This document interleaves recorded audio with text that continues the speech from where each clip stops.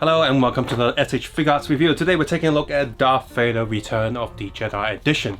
I will be comparing him to the original Darth Vader release. That was supposed to be Return of the Jedi as well, and then later Luke Skywalker came with the extra head, and I'll be comparing that as well. Previously Bandai did release one that was called the A New Hope Vader, which is a lot more bulky, and there are actual differences between this one and that one, but I didn't pick that one up because I don't quite like the A New Hope version of him, and if I was only going to have one Darth Vader, it was probably going to be the Return of the Jedi one, and yeah, I only need one Darth Vader this scale.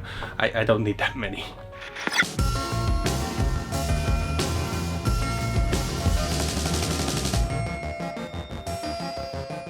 The new Darth Vader standing about 17 and a bit centimeters, or just under 7 inches tall, and that's pretty big. Now I know Darth Vader himself is, pretty menacing, pretty tall figure, but when you bring in the original SH Figuarts Darth Vader in here, you can see he's like like a head shorter, like, oh, here's his little brother or son. And if we bring in the original Luke Skywalker SH Figuarts, you can see that he's also like a head shorter. The two original figures are almost the same height, which does make Darth Vader look a little bit small. So this sort of almost a head taller look is, I don't know, makes Luke Skywalker look a bit too small, but yeah, Darth Vader is supposed to be big. And if we bring in the Stormtrooper, the Stormtrooper's even shorter. This is the original Stormtrooper. You can see he's shorter than Darth Vader, he's shorter than Luke, and remember when Leia said, "Aren't you a bit short to be a Stormtrooper?"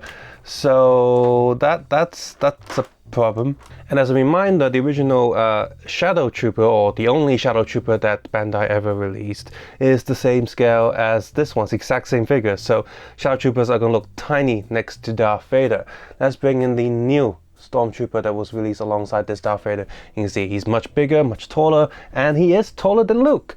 So Luke in the Stormtrooper weapon would look a bit small. Next, I'm going to bring in the Luke Skywalker in Stormtrooper disguise from the Bandai model kit, and you can see he's a tad bit taller than the SH Figuarts Luke Skywalker, but he is also a tad bit shorter than the Stormtrooper Figuarts we have here.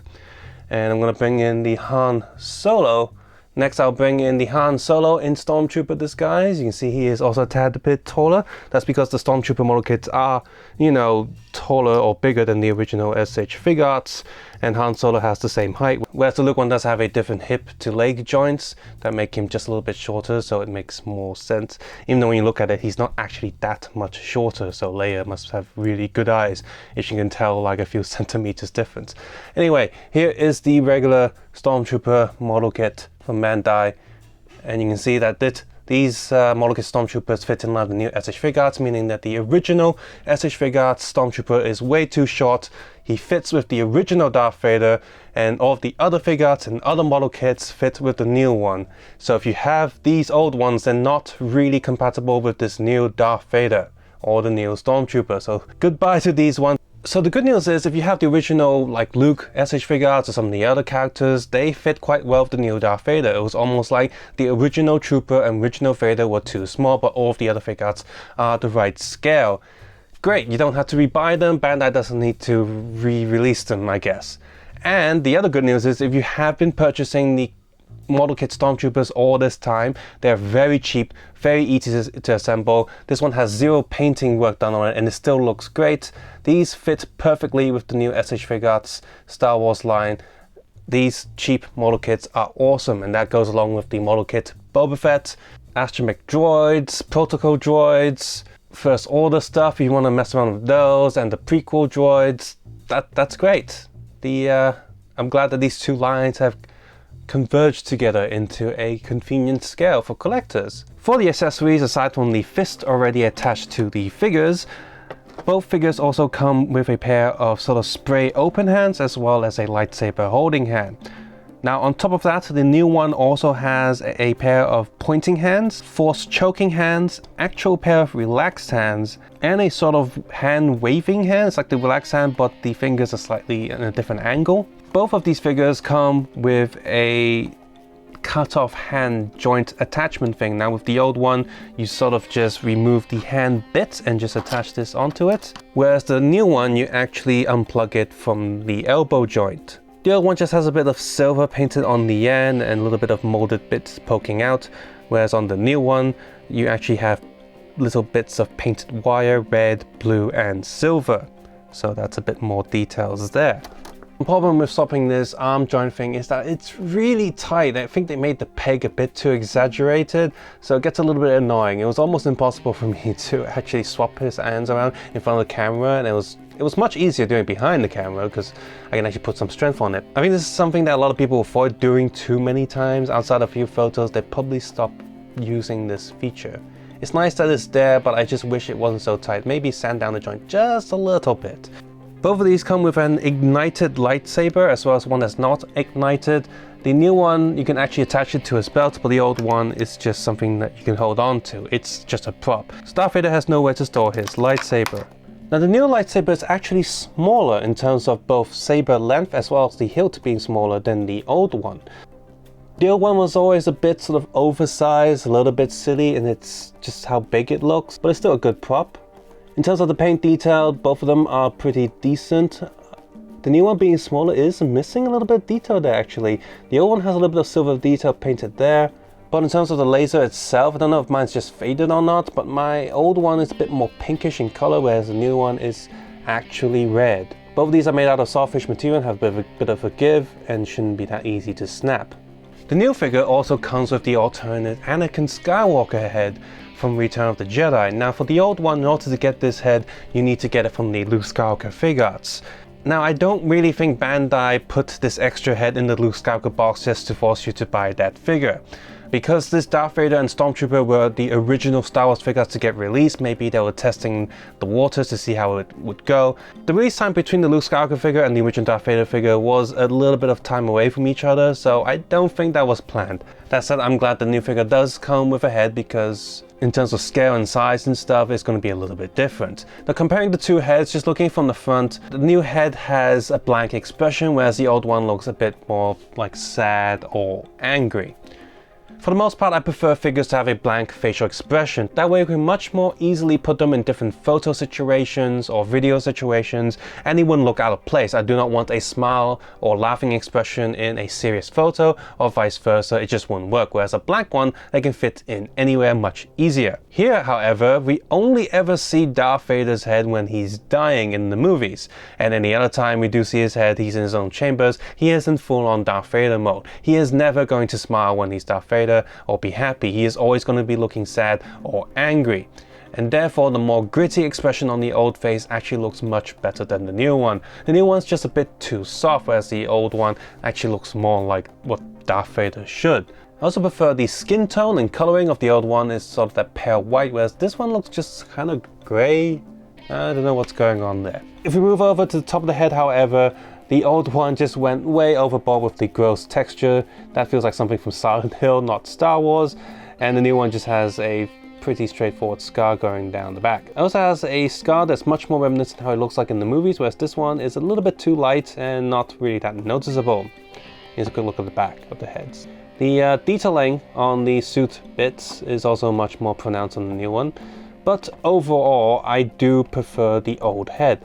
Since the old head is an accessory with the Luke Skywalker Figuarts, if I do get rid of the old Vader figure, I can still have both heads. I can choose which one I want to use. Now let's see, if I take this head off and this one here, whatever, the new head can sit on the old body, but it will not plug in because the joint, it just doesn't fit. The new head's joint is a bit too big and the collar and the neck ring is a bit too big to fit in the old figure. You can pose it or stand him or maybe use some blue tack or something, but it's not going to stay there. As soon as I do that, oh look, it doesn't fall off this time. I think the cape's holding onto it. There we go, it falls off. So how about the old head on the new figure? Well, it sort of plugs in. It just looks a little bit weird because the neck is a bit too tall. But again, you can sort of just pose it, but it's going to fall off as soon as you look at it not falling off. It fell off last time. Moving over to comparing the helmets, now the old one does look small, even on the old body. It just looks a little bit out of place. This bulkier, bigger, larger size one does look much better on the new figure. Now both of these helmets are shiny, but the new one looks much more polished, whereas the old one looks like it just has a bit of shine on top of a matte plastic. And around the face area, it has a metallic look, which does stand out a bit more. In terms of an action figure, you might desire this over the more screen accurate newer figure, just because for a small figure, sometimes you do want things to stand a bit more so you can see it much clearer on the shelf. The eye coloring is just the shiny black, whereas the new one has a bit of a red tint to it. It's very subtle, but just noticeable under the light. Now I know his eyeglass pieces are supposed to be a bit red, but I can go either way, black or red, it doesn't bother me that much. A little bit of red there does bring his eyes out a little bit, hoo-hoo. But the old one with the metallic black there, it looks noticeable anyway. The new helmet also has a bonus feature where you can detach the top of the helmet and recreate what we see in Empire Strikes Back. However, this also leaves a huge gaping hole on top of Darth Vader's head, like he was a Terminator swapping out his chips. Yeah. Moving down a bit to the cape, the old one uses only soft rubbery plastic for his cape. And that could be annoying for some, but for back then, compared to some of the other characters with soft rubbery cape, this one is like really soft. So he still has a lot of posability. And the way they've molded the old cape is that it goes around the back and not over the shoulders, means it won't get in the way. Now the new one has a mix of rubbery cape, this one down here, which is a similar softness to the old one, with a fabric cape on top. Now I have mixed bags with this new cape. The metal chain there is awesome, it gets the job done, but it's also very fragile. It's only tied to the fabric with a tiny piece of string on each end, and it is a little worrying if I'm going to break it or not. I guess if I do break it, I have to sew it back together or buy a different cape or whatever. Now the old one does have the metal chain, but it's just sort of painted on in a dark color and just doesn't look right. This shinier actual metal chain for the cape is much better than the old one. The other downside of the new cape is, while it does have wires on each side, it does not have wire on the bottom, and that's really frustrating. Bandai, they've done this before. They didn't put wiring on the bottom, which makes it very frustrating to pose. On top of that, this cape is not permanently attached to anywhere on the body, meaning that the top bit, while it looks good if you just stand him there under certain poses, this cape and this wire, which has a lot of weight compared to the rest of the fabric, is going to go all over the place, and it's going to make it really hard to pose him. It's going to make it really hard to pose this in dramatic poses. Let me just bend this wire up a little bit, and I can't get this cape to go exactly where I want it to go. Let's say if I just want to have this cape go around his back. Well, it's still going to bounce back forward, and that's because it does, again, it doesn't have wiring on the bottom there, which I can easily add one, I guess, but you know, it should have been there in the first place. And 2, this is not permanently attached. And 3, another problem is the stitching. It looks ugly. I feel like this is the underside, but no, this is the top side, because the other side looks even worse. So I don't know, I just think they did a poor job stitching this together. Like, the concept is good, but they haven't achieved it properly. So, but for now, let's just remove the cape so we can easily see the rest of these figures. Moving down to the torso, the old one has a bit more of a metallic grey color to it, whereas the new one is much more shiny and much more bright and silver. The shoulder pads on the new one is also painted, whereas the old one is just black. Just a quick look on his back there. This figure does suffer from 2 holes there that help attach and position the original plastic cape, and of course the new one doesn't have this problem. Moving down the torso, another huge difference is of course his center panel. On the old one, it is all a solid piece of plastic, everything is just painted on, whereas the new one, we actually have transparent red and blue buttons, which help give it that transparent look. And if you do want to put, customize it and put lights in there, the lights will shine through, so that's pretty cool. Moving down to his belt panels, those are also molded in transparent plastic, so you have transparent green buttons on them, which look really cool, whereas on the old one, it's just painted on bright green and looks a little bit tacky. His belt panels are also moved a bit more forward towards the center, whereas the old one are just a bit more on the side. So that's probably incorrect. A little bit of black painted details on there, and the new one is just silver. As mentioned earlier, the new one has a little hook to hook on his lightsaber. But fortunately, the new ignited lightsaber can actually have the laser bit be removed from the hilt. So yeah, you can, have him remove his buckled lightsaber and then swap in the other prop, and it looks great. Moving down to his crotch area, His new crotch piece does look better. It's not over the size, it looks a bit more like it does in the movie, whereas the old one is just a huge triangle. And moving down to the legs, there's a lot more molded details on the new legs versus the old one. The old one's just a little bit too shiny, a little bit too clean, whereas the new one actually has this sort of patchy fabric going on. Moving down the leg, the lower leg and feet do look similar to each other, but also notice that this cape is a bit more on a open, more action pose look, whereas the new one is a bit more relaxed and actually reaches further down the legs like it should do in the movies. This one is a little bit on the short side. But because the new one still uses a soft rubbery plastic for his inner cape, it means that this Darth Vader will still have a huge problem with sitting down, and I wish this cape was either removable easily or it was also made with a soft fabric. So I wonder if there's people out there who are already, you know, stitching things together to replace this plastic cape with just another piece of fabric. That's one area where the Black Series or the newer Black Series would win against this Darth Vader, is because it has a lot more fabric than the soft rubbery plastic bits. Right, articulation. We've got the double joint for Darth Vader's head there. He can really move his head forward, like and then so sideways, sideways, up, down, our torso up, down, sideways, sideways. Rotates not fully because, you know, his underbelly I guess gets in the way. I like that there's textures underneath here, but I don't like how much difference there is in terms of, like, you know, this one pokes out like it's a huge armor piece. It's not as tight to the body as I'd like it to be. Anyway, shoulder got the double joint in there. Doesn't really hide the joint too well because that's far too inside, but it's okay. And for the most part, if you do have the cape on, it looks fine. Shoulder pad is on a little ball hinge on the upper shoulder bit. See, let's move it out the way. See, hand can go up. There we go. Hand goes up. Full rotation, of course. Upper arm rotation.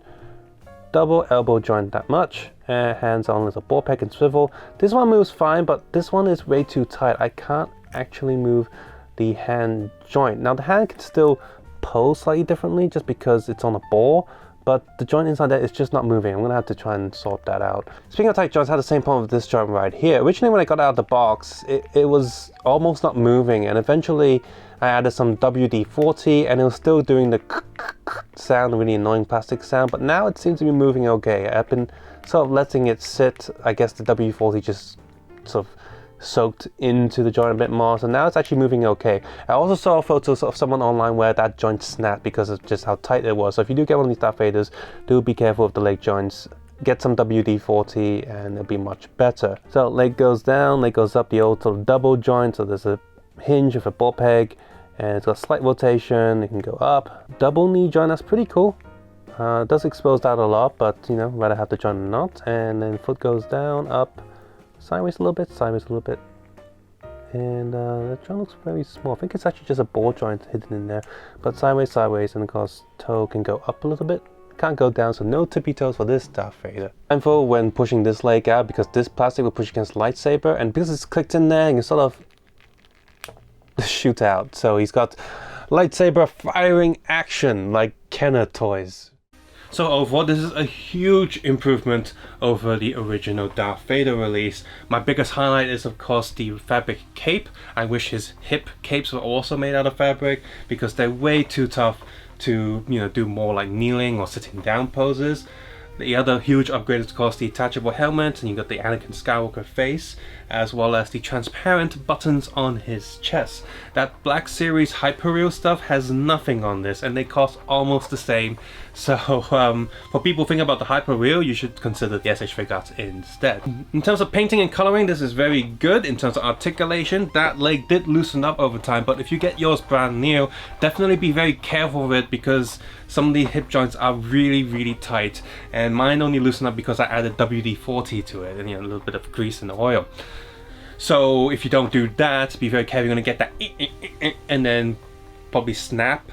so that's no. And for a figure this expensive, that's terrible. So yeah, be careful if you get this figure, if you don't already have it. In terms of accessories, I think he comes with everything he needs. My only gripe with the accessories is one of the hands that's supposed to hold the lightsaber. It doesn't hold it quite tight, so you might want to use a bit of blue tack just to slip between the hand, just to hold the lightsaber, make sure it doesn't drop it, because during posing and photo shoot that got a little bit annoying after a while. And I tried using the hand that looked like that to hold the lightsaber. It was a bit better, but then I'm just thinking, well, why shouldn't this hand hold it properly? Is that for holding something else? So overall, in terms of best looking Darth Vaders at this scale, I don't know, I haven't compared that many. I've watched the Foosh videos on his Darth Vaders and his comparisons, and I agree 50-50 with him, but I like SH Figuarts, I like how they move, I like how they pose, and therefore I'm going to be sticking with this Darth Vader. I'm not going to bother looking at any more Darth Vaders at this size. Finally, one minor note is that there is a bit of the cape at the bottom that's stitched together, like there's a line there, so I'm thinking I'm going to add my own wire. I'm going to cut a wire and just try to like just slide it into that little stitch area to make him pose a little easier, because without the bottom wire of the cape it's kind of hard to position his cape anywhere.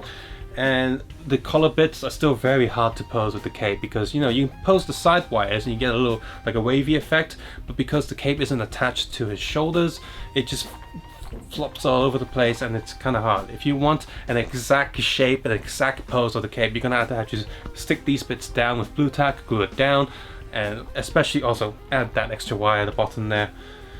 Otherwise it's a little bit hard to pose. And I do wonder if anyone has made custom fabric bits for just this area, or would I be able to make one myself and replace that? So overall, if you found this video useful, please click the thumbs up button if you haven't done so already, and leave a comment below on which version of Darth Vader is your favorite in terms of 1/12 scale. So overall, this is a very good Return of the Jedi Darth Vader at this scale, but you might have your own preferences regarding Vaders at this price point. Maybe you might prefer the Mafix one, or maybe you really do prefer the Happy Wheel one, even though I think that looks like some shoddy work. So overall, if you found this video useful, please consider clicking the thumbs up button and sharing this video with other people, and of course subscribe if you want to see more reviews on SH Figuarts and Star Wars and Lego toys. As always, you can support this channel via Patreon, but you don't have to do that. Please share this video and of course watch it with ad block turned off. I appreciate that a lot. As always, take care, have a nice day. I'll see you guys soon. Bye bye now.